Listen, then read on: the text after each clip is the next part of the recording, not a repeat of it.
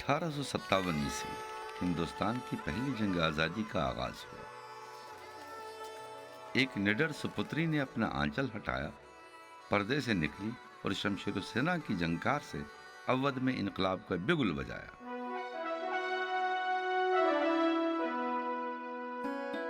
جس سر پہ یہ تاج مرصع تھا وہ سر کیسا تھا، عورتیں ایسی تھیں جس گھر کی وہ گھر کیسا تھا۔ یہ سر فیض آباد کے ایک سید خاندان کی دختر نیک اختر کا تھا، جسے ماں باپ نے محمدی خانم نام دیا تھا، اور گھر اودھ کے آخری خود مختار بادشاہ واجد علی شاہ کا محل تھا۔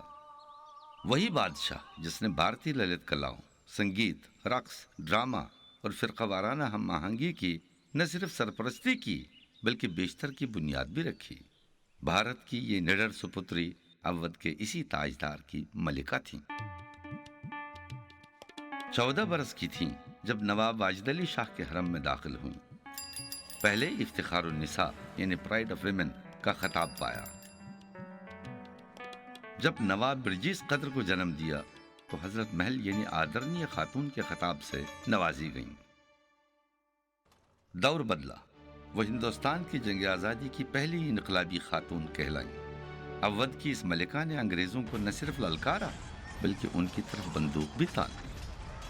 اسی دور نے ہندوستانیوں میں دیش بھکتی کا شدید احساس پیدا کر دیا اور اس کی حفاظت پر آمادہ بھی کر دیا۔ اودھ خوشحالی، آپسی رواداری اور امن کا نمونہ تھا۔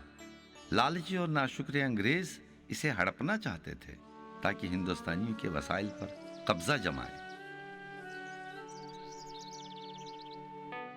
7 فروری 1856 عیسوی کو انگریز نے بد انتظامی کا بہانہ بنا کر بادشاہ واجد علی شاہ کو تخت سے معزول کر دیا۔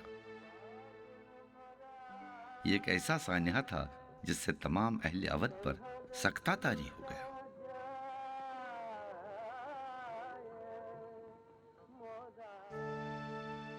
حضرت محل چاہتی تھیں کہ بادشاہ انگریز کا مقابلہ کرے، لیکن ایک وسیع فوج کے ہونے کے باوجود ہندوستانی شرافت اور تہذیب کے نمائندے اس بادشاہ نے انگلستان جا کر انصاف طلب کرنے کی غرض سے اپنی مرضی سے لکھنؤ چھوڑ دیا۔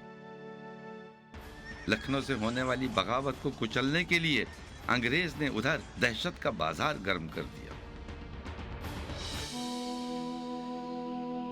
ہندوستانی بستیوں اور تہذیب کی قابل فخر نشانیوں کو تباہ و برباد کر دیا۔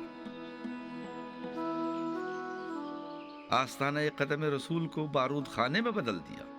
شاہی کتب خانے کو، جس میں معزول بادشاہ کے ذاتی ذخیرے کے علاوہ نایاب نسخے اور کتابیں تھیں، انگریز نے اس کو ذاتی ملکیت بنا دیا۔ بادشاہ کے خیر خواہ اور وفادار تعلق داروں اور زمینداروں کو بے ہتھیار کر دیا۔ اودھ کی ملکہ کے ساتھ ساتھ لوگ بھی اس دہشت گردی کے خلاف اٹھ کھڑے ہوئے تاکہ اپنی کھوئی ہوئی عظمت کو واپس حاصل کر لیں۔ ملکہ اودھ بیگم حضرت محل بہادر اور جوشیلی خاتون تھیں۔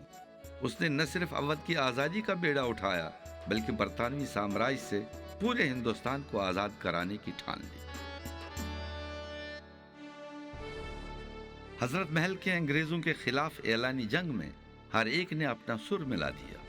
سارے راجے، شرفا، تعلق دار، زمیندار اور عوام اس کے ساتھ ہو لیے۔ راجہ بھینی مادو بخش، راجہ دگ وجے سنگھ، شرف الدولہ، بال کرشنا، خان علی خان، راجہ جیا لال، مامون خان اور راجہ مان سنگھ سب حضرت محل کے ساتھ مل گئے۔ بیگم حضرت محل کے ارادے دیکھ کر فیض آباد کے مولوی احمد اللہ شاہ، جن کو لوگ پیار سے ڈنکا شاہ یا چپاتی مولوی بھی کہتے تھے، بطور کے پیشوا نانا صاحب اور دوسرے رہنما بھی ان کے ساتھ آ گئے۔ 3 مئی 1857 کو اودھ کے عوام میں انقلاب کی ایک لہر دوڑ گئی، جس کی شروعات میریوں چھاونی سے ہوئی، جس میں سپاہیوں نے اپنے انگریز آقاؤں کے خلاف بغاوت کی۔ اتفاق ہے کہ صرف ایک ہفتہ بعد یعنی 10 مئی 1857 کو میرٹھ میں بنگالی فوج کی بغاوت نے ہندوستان کی پہلی جنگ آزادی کو شناخت بخشی۔ برطانوی فوجوں نے میرٹھ کی بغاوت کا بدلہ لکھنؤ میں لینا شروع کیا۔ 2000 लोगों को मौत के घाट उतारा। उसके बावजूद बेगम हजरत महल ने अवाम में अंग्रेजों के खिलाफ एक नया वलवला पैदा कर दिया। आम आदमी से लेकर किसान तक अवध के सिपाहियों के साथ मिल गए। 30 जून 1857 को हजरत महल ने बरतानवी फौज पर चिन्हट के मकाम पर हमला कर दिया। इसकी फौज ने लखनऊ के नए कमिश्नर हेनरी लॉरेंस और उसकी फौजों को पसपा कर दिया। वो भागकर रेजिडेंसी में पनाह लेने पर मजबूर हुए। बेगम हजरत महल की इस कामयाबी ने तबाहशुदा शहर में एक नई उम्मीद जगाई। हिंदुस्तान की जंग आजादी की जदोजहद में लखनऊ रेजिडेंसी का महासरा कभी नहीं बुलाया जा सका। 33 एकड़ पर फैली हुई रेजिडेंसी में कोई 3000 अफराद घेरे में थे। अवध के जांबाज फन सिपहगरी में अपनी महारत से बरतानवी फौज पर हावी हो गए। ये महासरा 1 जुलाई 1857 को शुरू हुआ। चौथे दिन हेनरी लॉरेंस अपनी जान से हाथ धो बैठा। बेगम हजरत महल के करीबी मोतमद राजा जियालाल सिंह के हाथों में फौज अवध की कमान थी। आजादी के इन जांबाज सिपाहियों ने रेजिडेंसी की दीवारों को बारूद से उड़ा दिया, जिसके निशान अब भी बाकी हैं। रेजिडेंसी, जो ईस्ट इंडिया कंपनी की काबिल नफरत इंतजामिया के लिए एक किले की हैसियत रखती थी, अब हिंदुस्तानियों के घेराव में आ गई थी। अवध जल रहा था। इनकलाबियों ने मांग की शाही खानदान का कोई फर्द अवध की हुक्मरानी संभाले। इस गरज से उन्होंने बेगमात की तरफ रुजू किया, मगर अवध की खतरनाक जंगी सूरत हाल के पेश नजर कोई सामने न आया। सिर्फ बेगम हजरत महल ने अपने 14 साला बेटे बिरजीस कद्र को पेश किया। 5 जुलाई 1857 को बिरजीस कद्र की ताजपूशी कई मोअज़्ज़िज़ीन की मौजूदगी में हुई। एक निगरां और वाली की हैसियत से सल्तनत की बागडोर बेगम हजरत महल के हाथ में रही। हजरत महल ने बादशाह बिरजीस कद्र के दस्तखत से आम लोगों और खुसूसन जमींदारों और ताल्लुकदारों के लिए फरमानी शाही जारी कर दिया कि वो मुत्तहिद हो जाए और हुकूमत अवध के परचम तले बरतानवी साम्राज्य के खिलाफ सफारा हो। बेगम हजरत महल कौमी सतह पर इत्तेहाद चाहती थी, ताकि सब मिलकर बरतानवी साम्राज्य के मुकाबले में खड़े हों। उनके नजदीक अवध की आजादी उस वक्त तक नामुकम्मल थी जब तक कि हिंदुस्तान का चप्पा चप्पा बरतानवी साम्राज्य से आजाद न हो। इस गरज से उन्होंने बादशाह बिरजीस कद्र का खत मुगल शहंशाह के पास दिल्ली भेजा। जहां पनाह इस खाकसार ने बदकिरदार अंग्रेजों को केफर किरदार तक पहुंचा दिया है। अब चंद शरपसंद बाकी हैं, उन्हें भी जल्दी खत्म कर दिया जाएगा। शहंशाह बहादुर शाह जफर ने जवाबन तहरीर फरमाया, शाह अवध मिर्जा बिरजीस कद्र बहादुर, आप काबिल तारीफ हैं कि इस नव उम्री में बड़े बड़े कारनामे अंजाम दे चुके हैं। मैं आपको मोहर अता करता हूँ, अल्लाह आपको जल्द फतह अता फरमाए। बेगम हजरत महल की सियासी दूरंदेशी ने अवध की खुद मुख्तारी पर शहंशाही दिल्ली से तौसीक करा दी, जिसका 1819 से इंतजार था। लखनऊ का दिफा बेहद जरूरी था। इंजीनियर मोहम्मद अली इनकलाबी भी था और जंगी सलाहियत भी रखता था। बेगम हजरत महल ने उनकी निगरानी में शहर के गिर्द मिट्टी की दीवार तामीर कराना शुरू कर दी। हजरत महल ने अपने जेवरात और कीमती सामान लाखों रुपयों में फरोख्त करके मजदूरों की उजरतें अदा की। रवि भट्ट का कहना है, आप उनकी देखें कितनी विलक्षण प्रतिभा थी कि आम आदमी उनकी कितनी इज्जत करता था। जब सरकारी खजाना खत्म हो गया बेगम हजरत महल का, पैसे बिल्कुल नहीं बचे थे, उस समय बेगम हजरत महल रईस लोगों के लिए उन्होंने एक डिक्लेरेशन दिया कि जो भी रईस लोग हैं उनको कुछ पैसे देने पड़ेंगे वॉर फंड के अंदर। और इसके लिए वो घर घर गईं, जहाँ पर लोगों ने अपने जेवर निकाल के उनको दे दिए, घर के महंगे सोने चांदी के बर्तन उनको दे दिए, और जिसके पास जो भी था वो उन्होंने दिया, जिसको कि वो फौरन लेके भेज देती थी सरकारी खजाने में, जिससे कि सरकार का खर्चा, फौज का खर्चा चलता। बेगम हजरत महल की बढ़ती हुई मकबूलियत ने अंग्रेजों की उस बहाना तराशी को बेबुनियाद साबित कर दिया कि अवध में बद इंतजामी थी, और उस बुनियाद पर अवध को ईस्ट इंडिया कंपनी की अमलदारी में लाया था। कलकत्ता में मुकीम जनाब कौकब कद्र का कहना है, हमें फ़ख्र है इस बात पर कि हम उस निडर औरत के परपोते हैं जिसने पर्दे से निकल के शमशीर और सना की झंकार से पूरे अवध को गरमा दिया, और इसके लिए उन्हीं ने अपने को उसी आग में झोंक दिया जो अपने चारों तरफ लहकते हुए देख रही थीं। ये वो लोग थे जिन्होंने अपनी जान दे के आज़ादी को ढिला Bakshi.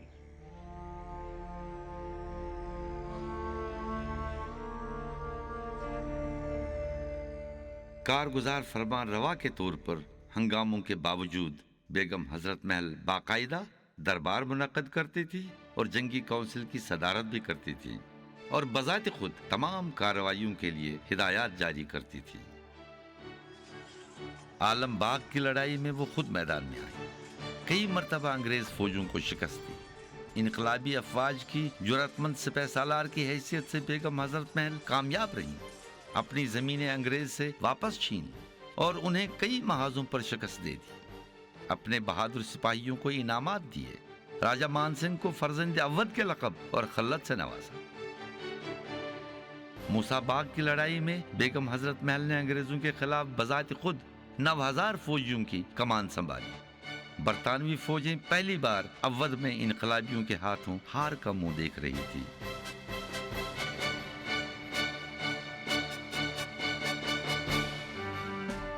Howard Russell my Indian mutiny diary में कहते हैं, वो जबरदस्त कुव्वत और लियाकत की मालिक खातून थी। बेगम ने हमारे खिलाफ एक न खत्म होने वाली जंग का ऐलान कर दिया। हमारे दरमियान जो समझौते हुए उनको हमने छिपाया। उनके खानदान ने मुसीबत में हमारी माली मदद की और हमने नाशुक्रापन दिखाया। इन्हीं असबाब की वजह से बेगम हजरत महल ने गुस्से का इजहार किया।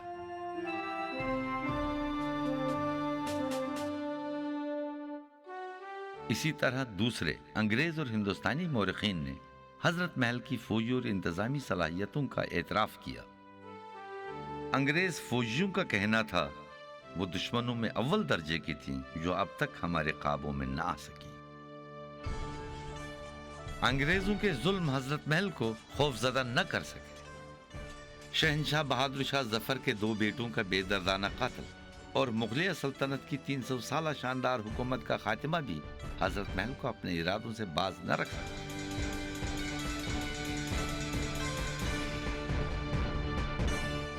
इलाहाबाद, बनारस और कानपुर में फितरगर जेम्स नील के हाथों आज़ादी के सिपाहियों का कत्ले आम भी हजरत महल के कदमों में लड़खड़ाहट पैदा न कर सका।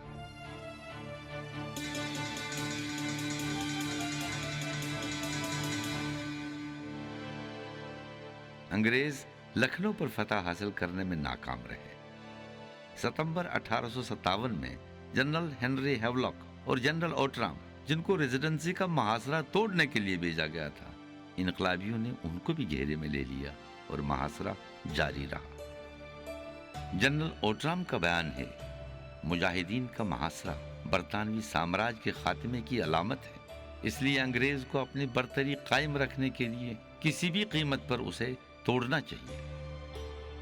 हजरत महल की जोशीली फौज के आगे अंग्रेजों की एक न चली। कई दहाइयों में यही एक ऐसी शदीद मज़ाहमत थी जिसका बरतानवी फौजियों को सामना था। हजरत महल से मुकाबले के लिए कॉलिन कैंपबेल को लाया गया। कॉलिन कैंपबेल एक बेरहम और बेउसूल आदमी था। चीफ इंजीनियर मोहम्मद अली खां, जिसने लखनऊ के गिर्द दीवार और रेजिडेंसी के गिर्द सुरंगें तामीर की थीं, अपनी फांसी होने से पहले विलियम फोबिस मिचल से कहा, मैं नवंबर में लखनऊ में था जब तुम्हारी रेजिमेंट रेजिडेंसी को छुड़ाने के लिए मदद को आई। मैंने सिकंदर बाग के कत्लेआम को देखा। एक रात कबल मैंने उसके दिफा की हिदायत की थी और खुद शाह नजफ से देख रहा था जब तुमने इस पर हमला कर दिया। मैंने लखनऊ के 3000 से ज्यादा बेहतरीन जंगजुओं को सिकंदर बाग के बचाव के लिए मुतय्यन किया था, क्योंकि ये कलीदी मोर्चा था और उनमें से कोई जिंदा न बचा।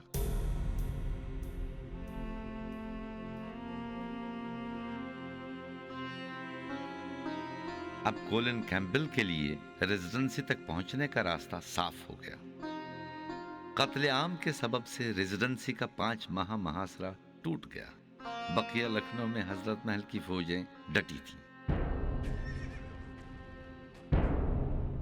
انگریزوں نے گورکھپور کی حوالگی اور اودھ میں حصہ دینے کے عوض نیپال کے بادشاہ رانا جنگ بہادر سے مدد خرید لی۔ بیگم حضرت محل نے شاہ نیپال کو اس سے زیادہ پیشکش کی، مگر وہ راضی نہ ہوا۔ بہادر ملکہ نے اس نئی صورتحال کے پیش نظر اپنے سپاہیوں کو لکھنؤ کے دفاع کے لیے ہمت کے ساتھ لڑنے پر آمادہ کیا، لیکن قیصر باغ محل کے پاس لڑائی میں اس کے لگ بھگ 5000 سپاہی باغی ہو گئے۔ قیصر باغ ہاتھ سے نکل گیا۔ گورکھا فوج کی حمایت سے کیمپبیل کی برطانوی فوج نے لکھنؤ پر قبضہ کر لیا۔ لکھنؤ کی لوٹ مار سے ایسٹ انڈیا کمپنی اور رانا جنگ بہادر کو کافی مالی فائدہ ہوا۔ اس میں کروڑوں اربوں پاؤنڈ کی مالیت کو لوٹا گیا، جسے انگلستان اور نیپال پہنچا دیا گیا۔ اب لکھنؤ ہاتھ سے نکل رہا تھا۔ دلکشا، سکندر باغ، قیصر باغ، عالم باغ، ریزیڈنسی انگریز کے قبضے میں آ چکے تھے۔ صرف موسیٰ باغ بچا ہوا تھا، جس کا بچاؤ بہادر سپاہی مارچ 1858 تک کرتے رہے۔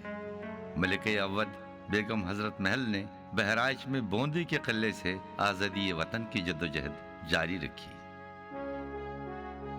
اکتوبر 1858 میں ملکہ وکٹوریہ نے ہندوستان کی حکومت کا چارج سنبھال لیا۔ ملکہ وکٹوریہ کو ہندوستانی رعایا کی مہربان محافظ کے طور پر پیش کیا گیا۔ انصاف اور معافی کا اعلان ہوا اور برطانوی حکومت کے غلام بنے رہنے پر انعامات دیے جانے لگے۔ اودھ کی ملکہ نے وکٹوریہ کے خلوص کو للکارا اور ایک جوابی فرمان جاری کیا، جس میں اودھ کے لوگوں کو خبردار کیا گیا کہ وہ جھوٹے وعدوں سے گمراہ نہ ہوں۔ انگریز نے ہندوستانیوں کی تمام خطائیں اور جرائم معاف کر دیے ہیں۔ یہ حیران کن لگتا ہے، کیونکہ یہ انگریز کے مزاج کے خلاف ہے۔ وہ کبھی کسی کی کوئی خطا، چاہے چھوٹی ہو یا بڑی، معاف نہیں کرتے۔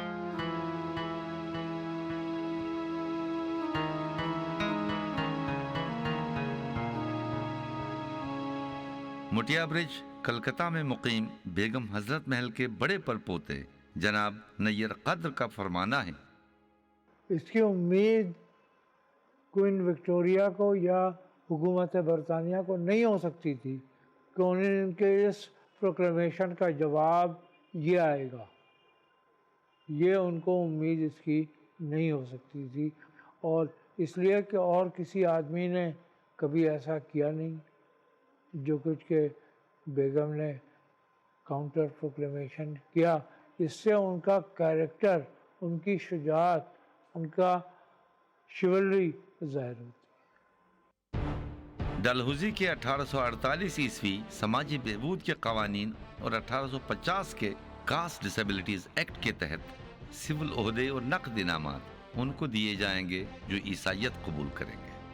اس پر پردہ ڈالنے کی غرض سے ملکہ وکٹوریہ نے مذہبی آزادی پر ایک بیان جاری کیا، جس کی تردید میں بیگم صاحبہ نے ایک اعلان جاری کیا، جس میں کہا گیا: انصاف کی عملداری کا کسی مذہب کے سچا اور جھوٹا ہونے سے کیا تعلق ہے؟ وہی مذہب سچا ہے جس کا یہ ماننا ہو کہ رب العالمین ایک ہے اور کوئی دوسرا نہیں۔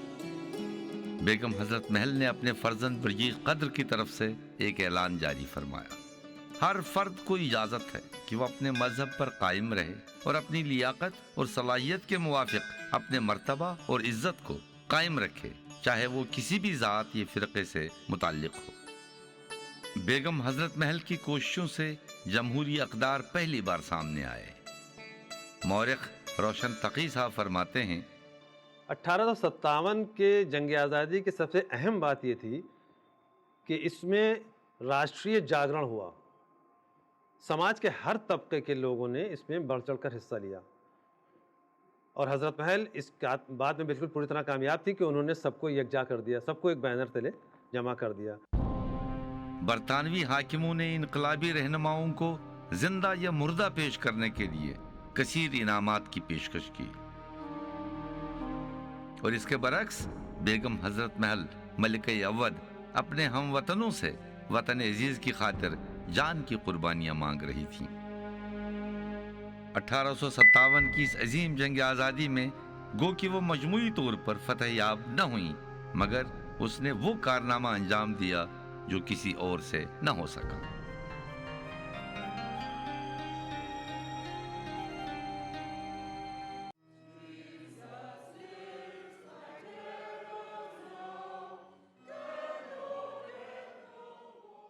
برطانوی حکمرانوں نے سہولیات اور وظیفے کی پیشکش کی، بیگم حضرت محل نے اسے مسترد کر دیا۔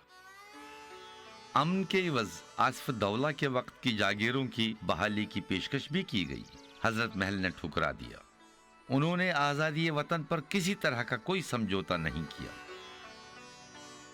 انگریزوں کا یہ خیال بیگم حضرت محل کے متعلق تھا کہ وہ ایک معمولی عورت ہے اور وہ راضی ہو جائیں گی، لیکن تجربے سے ان کو معلوم ہوا کہ بیگم حضرت محل کوئی معمولی خاتون وہ نہیں تھی، وہ اپنے ملک کی ملکہ تھی۔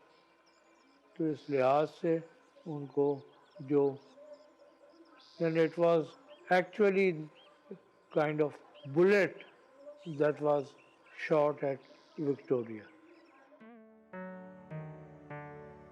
دسمبر 1858 میں ظالم حکمرانوں سے کوئی سمجھوتا نہ کرنے کے نتیجے میں حضرت محل سے زبردستی بوندی کا قلعہ خالی کروایا گیا۔ اودھ کی آخری ملکہ نے کم عمر بادشاہ برجیس قدر کے ساتھ دریائے گھاگرا عبور کیا اور ہمالیہ کی ترائیوں میں جنگل جنگل گھومتی رہی۔ اس نے آزادی کی مشعل جلائے رکھنے کا عہد کیا تھا۔ کنور سنگھ مارا گیا، راجہ جیا لال کو پھانسی ہوئی، کتنے ہی سینانیوں کو قید کیا گیا اور بالآخر مقدمہ چلائے بغیر پھانسی پر لٹکایا گیا۔ جدوجہد آزادی کی مہم کو جاری رکھنے کے لیے بیگم حضرت محل نے مادر وطن میں رہنے پر نیپال میں پناہ لینے کو ترجیح دی۔ ملکہ وکٹوریہ کے احتجاج کے باوجود شاہ نیپال رانا جنگ بہادر نے اس وقت فی الفور رضامندی دکھائی۔ عظیم کردار کی مالک ملکہ حضرت محل ظالم ملکہ وکٹوریہ کے جانسے میں نہیں آئی۔ 1859 کی آخری چوتھائی میں اس نے اپنے وفادار انقلابی رہنماؤں اور تقریباً 1 لاکھ پناہ گزینوں کے ہمراہ نیپال کی طرف کوچ کر لیا۔ بیشتر بغیر اسلحہ اور خوراک کے تھے۔ اودھ کی ملکہ نے ان کی میزبانی اور کافی تعداد میں آزادی ہند کے لیے لڑنے والے پناہ گزینوں کی نیپال میں دیکھ بھال کی۔ اودھ کے عوام کے انقلاب کی شکست اس وقت ہوئی جب زمینداروں نے برطانوی سامراج کا ساتھ دے کر اپنوں سے غداری کی۔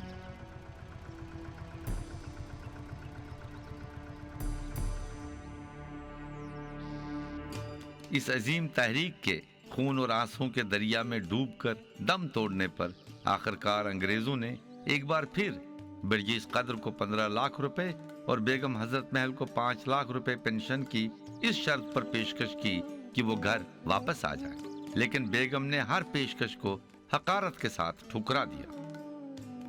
اس نے اپنے گھر اور اپنے وطن میں سونے چاندی کی زنجیروں میں جکڑے ہوئے ایک غلام کی طرح رہنا گوارا نہیں کیا۔ وہ تب بھی آزاد تھی جب خود اختیار کردہ جلا وطنی کے عالم میں 17 اپریل 1879 میں کٹھمنڈو نیپال میں انتم سانس لی۔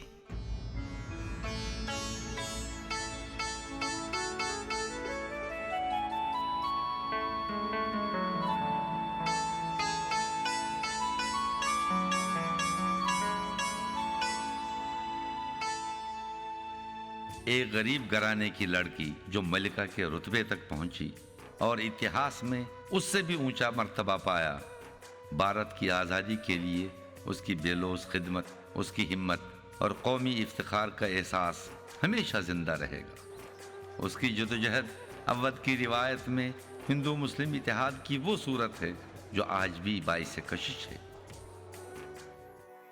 جس سر پہ یہ تاج مرصع تھا وہ سر کیسا تھا۔ اتحاد اور انقلاب کا یہ تصور اس وقت انجام تک پہنچا جب 1947 میں پورے بھارت میں آزادی کا پرچم بلند ہوا۔